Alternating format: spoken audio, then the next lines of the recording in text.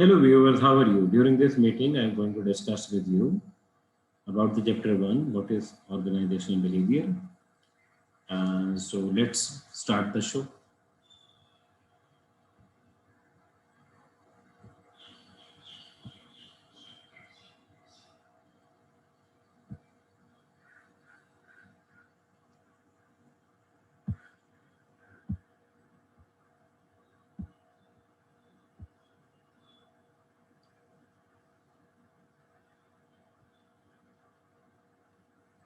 Okay, so this is the first chapter, what is organizational behavior.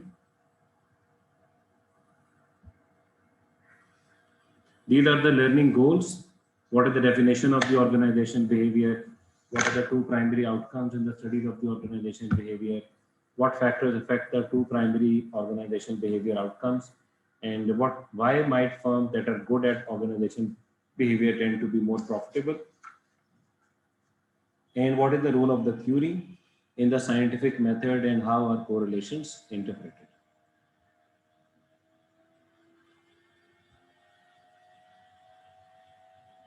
So first of all, definition of the organizational behavior. The organizational behavior is the field of the study which is devoted to understanding, explaining, and ultimately improving the attitudes and behaviors of individuals and groups in organization. That means it's an independent field of the study and which has the basically want to understand and explain the attitude and the behavior of the individuals and groups in the organization.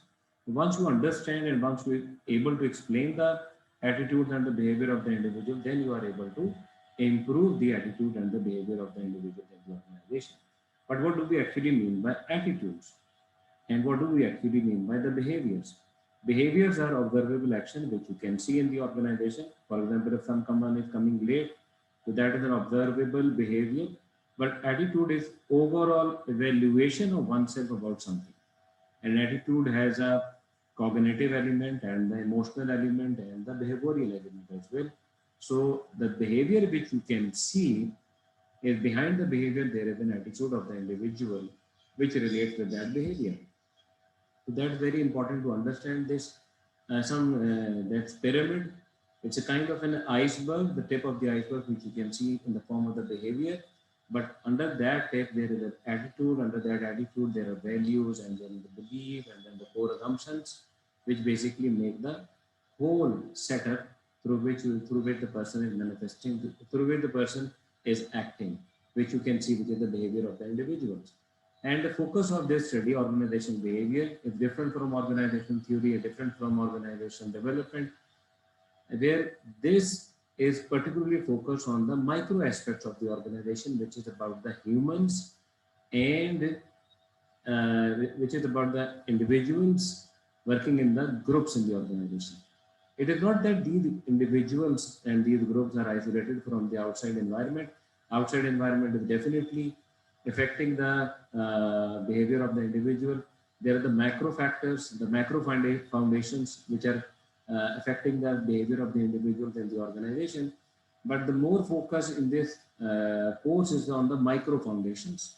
There are some institutional factors, there are some institutional forces which are affecting the human behavior in the organization. Institutional forces are there, but that could be covered in some institutional theories and some macro foundations of the organizational behavior. This course is particularly focusing on the micro foundations of the individuals and the group's behavior in the organization. Sometimes OB can be contrasted with other courses in the management discipline, human resource management and strategic management. And as you know, human resource management takes the theories and principles studied in the organizational behavior and explores the nuts and bolts application of those principles in the organization. For example, there is a theory of the learning and job performance, which have been covered in the organizational behavior. The human resource management might examine the best way to structure training program, which uses the learning theories which have been covered in the organizational behavior. So that is how the organizational behavior is linked with the human resource management. For instance, if you study the motivation in the organizational behavior, and how can you design a motivating reward for the individuals in the organization that can be covered in the human resource management.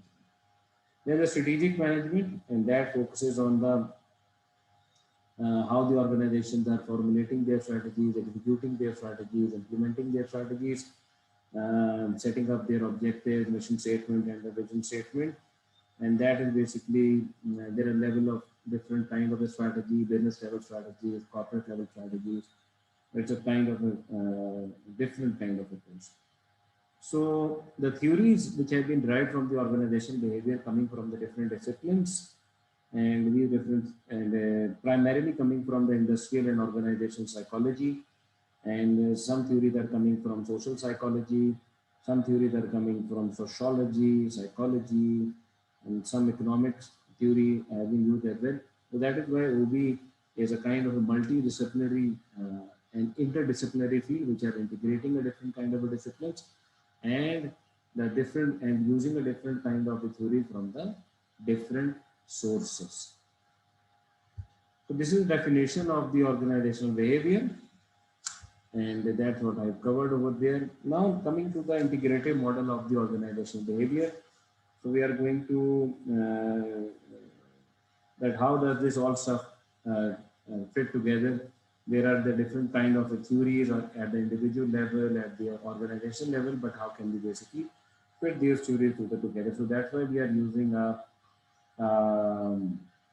model which basically the focus of that model on the individual outcome, which are the job performance and the organization commitment. And then we have individual mechanism which are affecting the job performance and the organization commitment, job satisfaction, stress, motivation, trust, justice and ethics, learning and decision making. And then we have individual characteristics like personality and value and cultural values, ability, and then we move to the group mechanisms, teams and leadership concepts, and then the organizational mechanism. So if you look into this diagram, so on the right side, there are individual outcomes. That's the focus of the code, that job performance and the organization commitment. And by job performance and the organization commitment means that the job performance relate to the all kind of the behavior which relates with the performance of the individual in the organization. And by organization commitment means that how likely would that the employee want to remain the part of that organization. So these are the two fundamental outcomes on which we are focusing during this particular course. Then there are list of the individual mechanisms which are affecting these two outcomes, organizational commitment and the job performance. And these include job satisfaction. That means capture what employees feel when thinking about their job and doing their day-to-day work. And then another individual mechanism which is stress, and which reflect employee psychological response to job demands that tax or exceed their capacity, which is chapter number 5. Then the model also includes motivation. By motivation mean the energetic forces that drive employee work effort. Then the chapter number 7, which is trust, justice, and ethics. These are the individual mechanisms which are affecting the job performance and organizational commitment. Then these individual mechanisms have been affected by the individual characteristics. That two such characteristics which we are going to study over here. One is basically personality and cultural values, and another is basically ability. So individual mechanisms are the processes, and individual characteristics are kind of the traits. So that is basically model examine also ability, which basically cover the cognitive ability, emotional skills, and physical abilities. This will be discussed in the chapter number 10. Then we have a group mechanism, and under the group mechanism, employees actually does not work alone. They work in the different kind of a group setting, different kind of the departments, different kind of a team, which are either a formal team or informal teams. Like the individual characteristics, these group mechanisms shape satisfaction, stress, motivation, trust, and learning. Chapter number 11 covers the team characteristic and diversity. Chapter number 12 covers the team processes and communication. Chapter number 13 will cover leadership process and negotiation. And chapter number 14 will cover leadership styles and behaviors. Then we have organizational mechanisms, that is the final component which are integrated the whole model of the organizational behavior. And for every company has an organization structure that basically explicates that how the firms link to other units, and some structures are centralized structure, some structures are decentralized structure. And then we have organization culture that captures the way the things are, what are the personality of that organization, and what are their shared assumptions, knowledge, norms, and values in the organization. So each chapter in this book will open with the depiction of this integrated model, which I discussed with you over here. And so this is kind of a that where you are and where you have been and where are you going.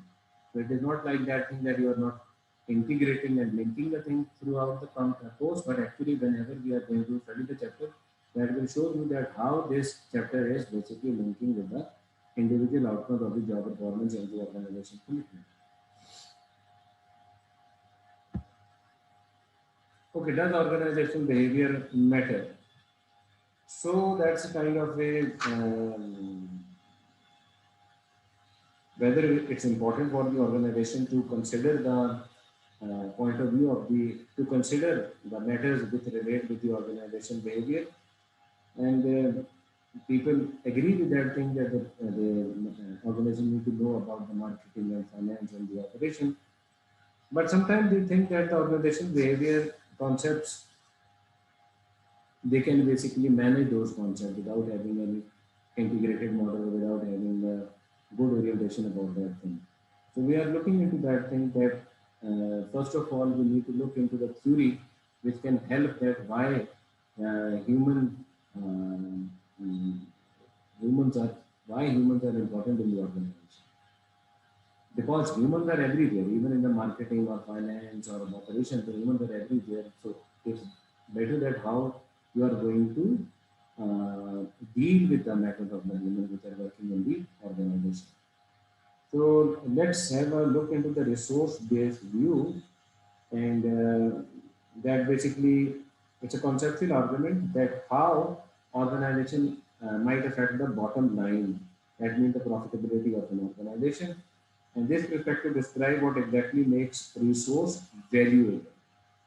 So valuable resources are those resources which are creating a long-term profits for the organization.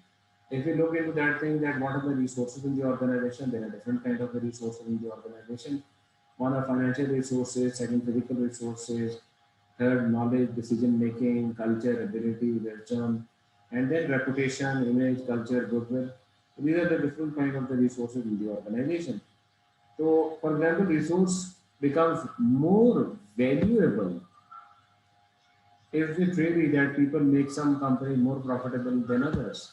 So let's look into the this through. We will answer this question through the resource-based view.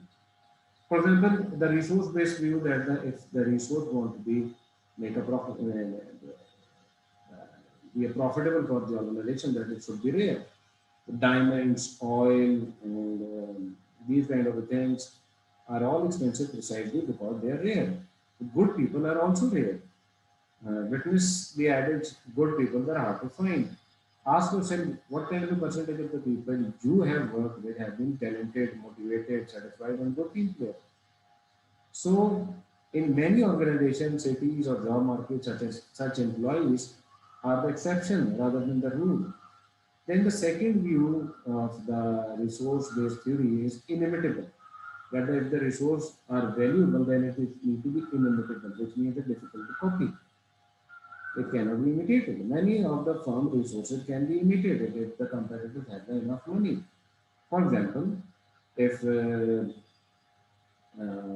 Apple opened their uh, retail shop in the Happy Center, so that can be copied by the Microsoft as well, that they can also open the retail shop in the Happy Center. But the thing which is very difficult to copy is the kind of the customer service which the Apple customer representatives are giving to their customers. That is difficult to imitate. Opening, if you have the resources, you can copy that. initiative, for example, if someone is coming up with a new technology, and initially it creates a certain kind of advantage for the company, but after some time when the technology have been copied or the duplication of that and say similar kind of the products have come in the market, so that advantage will not be there. Then another, which is about the numerous small decisions. Okay, people create a history that basically when they are working in the organization, they are making a normal, they are making a various kind of the decision throughout the day. It is not about the big decision, for example, opening a branch or opening a, coming up with a new product. These are the big decisions, but there are many small decisions that the people are making throughout the day and to make the, to manage their organizations. So that these different kind of the organizations are, these different kind of decisions are difficult to imitate. For example, if the even if the Microsoft opened the retail shop similar to the Apple, but what about the kind of the experience that the customer has in the retail shop of the Apple? That is difficult to imitate for the Microsoft. Okay, assuming that the Apple is providing that kind of experience to their customers. So numerous small decisions, there are numerous small decisions that people make many small decisions and throughout the organization. So big decisions can be copied, but small decisions are very difficult. Then people also create socially complex resource. What do we mean by socially complex resource?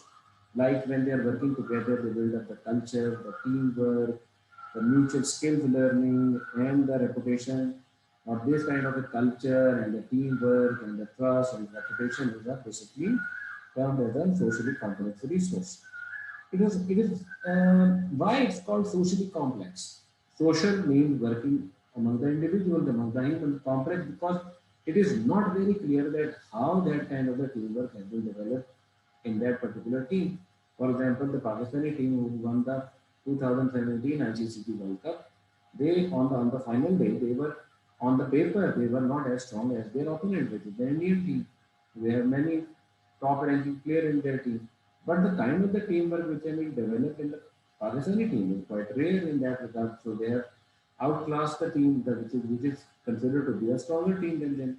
But how that teamwork has been created, how that trust has been developed, there are certain kind of indication, but it is not very clear that how what are the different kind of the factors which involved in developing those kind of the teamwork, trust, and the reputation. So that is why it is called the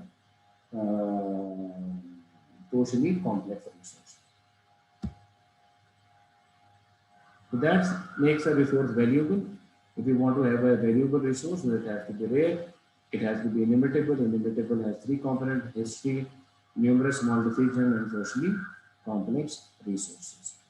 So that is how the humans, if you want to become rare, if you want to become a valuable in the organization, so if you have some skill set values which are rare and which are inimitable, you become the valuable resource for the organization.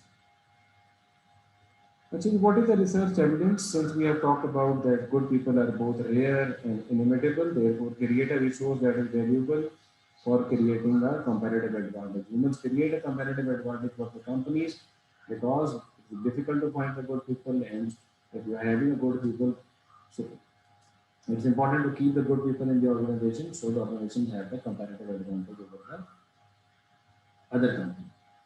So OB practices were associated with the firm's better performance. Firms that valued OB had a 19% survival rate than firms that did not value organization behavior. And good people comprise a valuable resource for the company. Or it is not about the one magic bullet. For example, normally people are picking up one component of the organization behavior. For example, let's talk about the stress, and let's talk about the motivation. But it's all about the company which are going for all, which are having some comprehensive mechanism through which they are dealing with the individual or dealing with the human. These humans are performing so well, so they are creating a profitability for the organization. Okay, Jimmy. These are some service questions designed to assess the high performance work practices. Some of the best companies to work, it's an old data in 2009, you can look into the latest data. How do we know what we know? That is the question. Why it's important topic of study. Now I have described that why observational behavior is an important topic of study. Now we see that how we know what we know about the topic. In other words, where the knowledge is coming in this textbook. First, we need to see that how people know about anything. The philosophers have created a different way through which people are coming to know about the things. For example, if someone is going to ask you about that, what are the good dietary habits under the COVID-19 or under this pandemic? So people are coming up with a different kind of answers. Some people are showing their experience if they have been passed through the COVID-19 pandemic, so they are suggesting that what are more effective things. And some people are saying that okay, that's a kind of the virus, and then in order to deal with the virus, we need to have a good diet or all that kind of stuff. And then the method of the authority, the governments are saying something about that thing, doctors are saying about it, wearing a mask, sanitizing your hands, washing your hands, physical distance with others. So this is the kind of authority which are saying.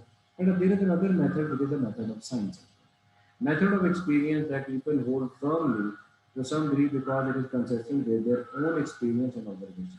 Because they have experienced something, for example, in case of the COVID-19 pandemic, if they have experienced something at their home, so they are basically talking about from their experience. And it has its own value, the experience has its own value. Then it's about the method of intuition. People hold firmly to some belief because it just stand to reason. It seems obvious or self-evident. For example, it is more reasonable for them to do all these kind of things because they are observing other people. And on the basis of the observation, that intuition has been developed. That okay, if we want to be we want to take these kind of precautions under the this COVID-19 pandemic. Then we have a method of authority. People hold firmly to some belief because some respected official, agency, or source has said it so. Authority means authority can be in case of that, the authorities are doctors, authorities are the health ministry, which are issuing a different kind of instruction regarding the that what are the good practices, what are the good practices under the COVID-19 pandemic.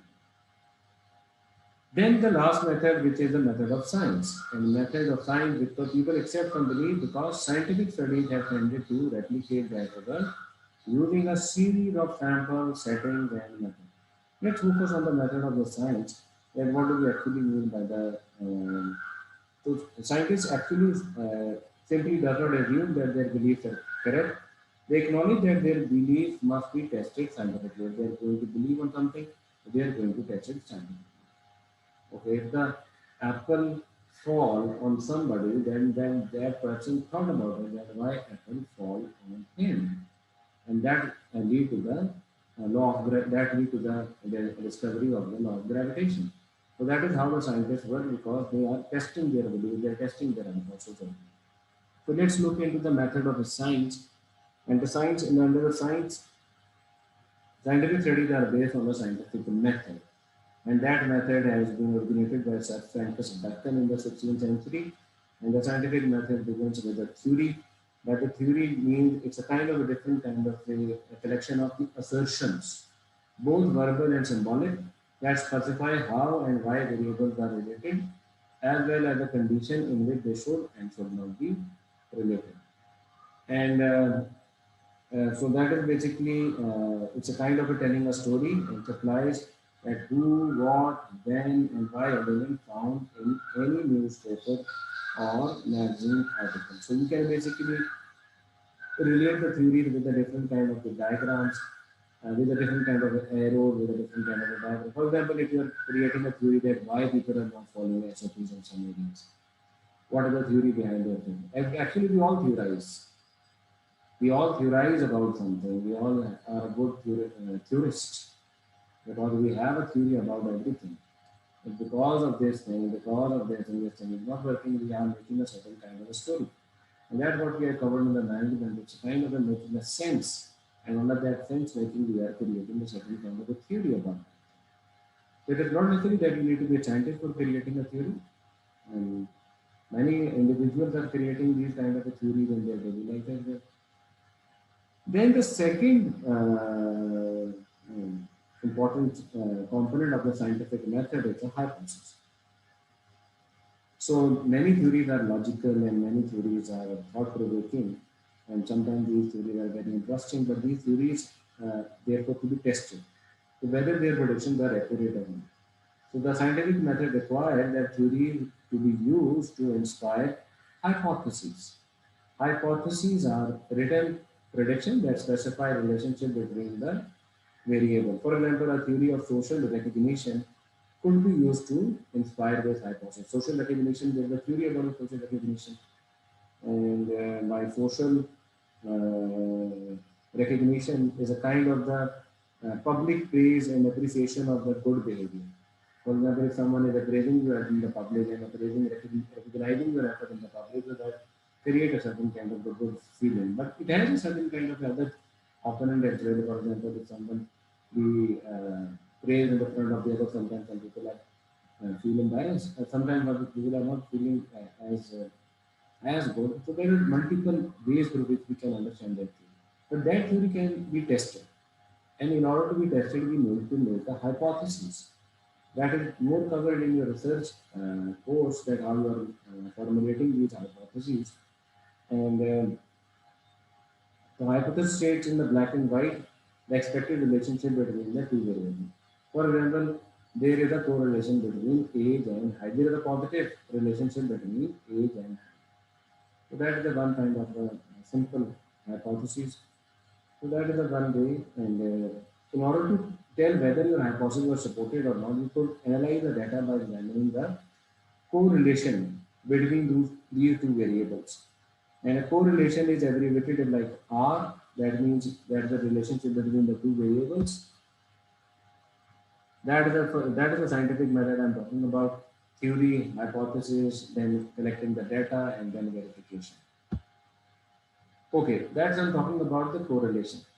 Describe the correlation between the two variables. That is the relationship between the statistical relationship between the two variables. L positive and negative and range from 0 to +1 and -1 plus.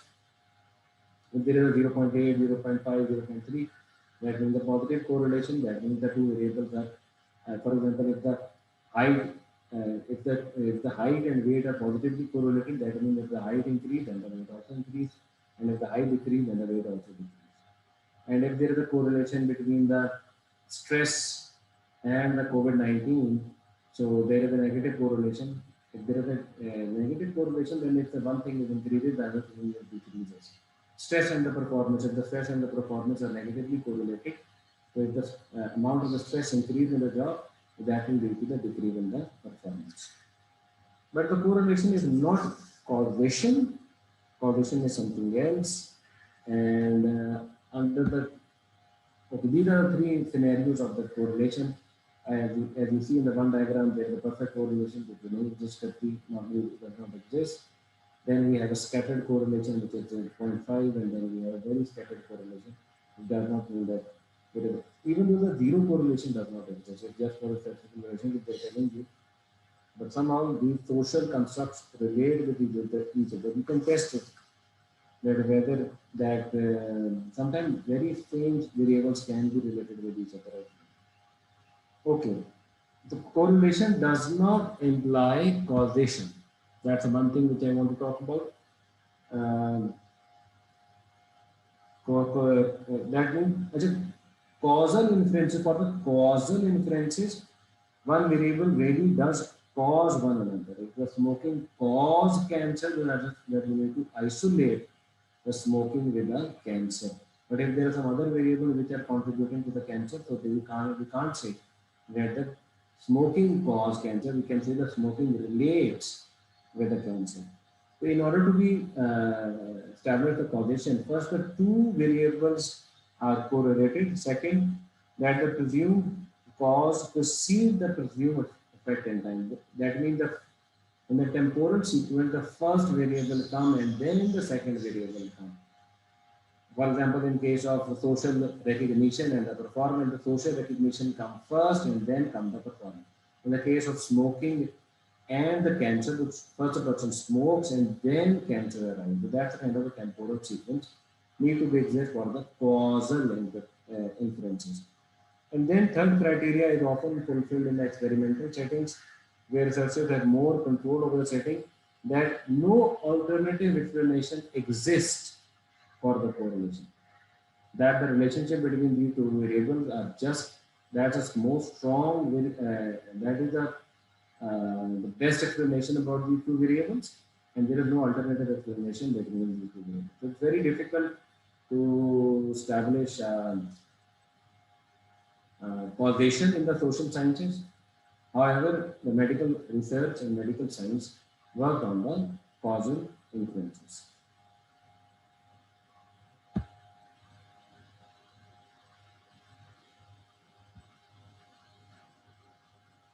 Okay, another best way to test a theory is to conduct many studies, each of which is different as possible from the ones that preceded it. And then the process is to have a understanding of the correlation of the many studies, and then basically understand that what are the kind of a relationship between these two variables exist is known as the meta-analysis. Meta-analysis is a kind of a technique which takes all the correlation found in the study of a particular relationship and calculates a weighted average such that correlation based on studies with large samples are weighted more than correlation based on studies with a small sample. So 0.50 correlation is considered a strong, 0.30 correlation is considered moderate, 0.10 correlation is considered as a weak correlation. So meta-analysis actually make the foundation for the evidence-based management. Evidence-based management is coming from the medical science, where the medical science is studying those kind of medicine which are helpful for different kind of illness. For example, in the case of the COVID-19 pandemic, there are different kind of studies still carrying out that which vaccine is more effective for the for this COVID-19 virus. So evidence-based management, that you have come up with certain kind of evidence that why this relationship exists. So that is how that evidence-based management is argued that the human resource should be transformed into a sort of R&D department for managing people. So, and it's a kind of that what variables are actually affecting the performance. What are the variables which, for example, if there is a pay for performance, how does pay for performance relate with the job performance? So that is basically perspective that argue that scientific findings should form the foundation for the management education. Much they do for the medical education. It's not about the institution or the institutive judgment, but the judgment need to be supplemented with the judgments, and decision need to be supplemented with the scientific studies. So that is basically make the foundation of the scientific management. Okay, so that's all for today. That is the takeaway for the this chapter 1, organization behavior is a field of study devoted to understanding and explaining the attitude and the behavior of the individuals and groups in the organization. And it focuses on why individuals and groups in the organization act the way they do. It kind of provides certain kind of explanation. The two primary outcomes, job performance and the organization commitment, and the number of the factors which are affecting the job performance and the commitment.